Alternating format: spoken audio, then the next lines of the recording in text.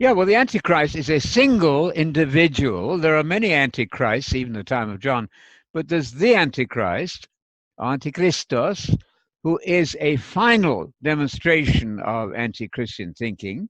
And he goes into the temple and sits down in 2 Thessalonians 2. The Greek is very clear there. He goes into the temple. That's just a building. Let me make this point for your study. If Paul describes you as an individual, as temple, or the church collectively as temple, he doesn't introduce you with the definite article. He doesn't say to you, an individual, you're the temple. He doesn't say to you, a collection of Christians, you're the temple.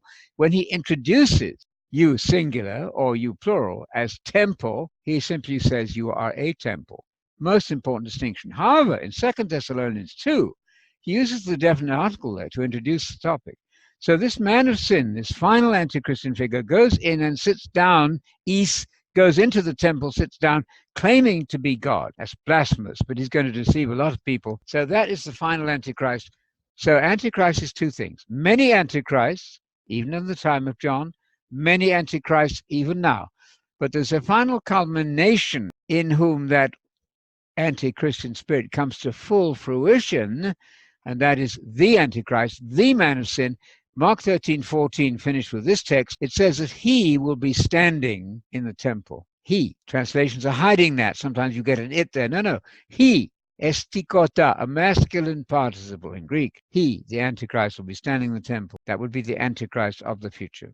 There's a good commentary here on the New American Bible Revised Edition on that verse. Abomination standing, and then the participle standing is masculine in contrast to the neuter at Matthew 24:15. So we're not making this stuff up. Not at all. We're trying to follow the best scholarship.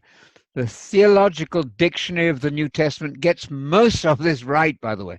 I'm not saying that all the scholars would believe what they're finding, but you want the best dictionaries. Theological Dictionary of the New Testament, a compendium of wonderful. Well, it's simply about the language of the Bible. It's simply grammatical facts. These are very easy facts. The shocking thing is that the church could have been deceived so massively, but I'm going to ask you to believe that Satan is the deceiver of the whole world, Revelation 12 verse 9. The massive groupthink tendency of human beings can lead to this awful situation where people are not thinking, not being Bereans, they're just believing what Dad said or what the church says.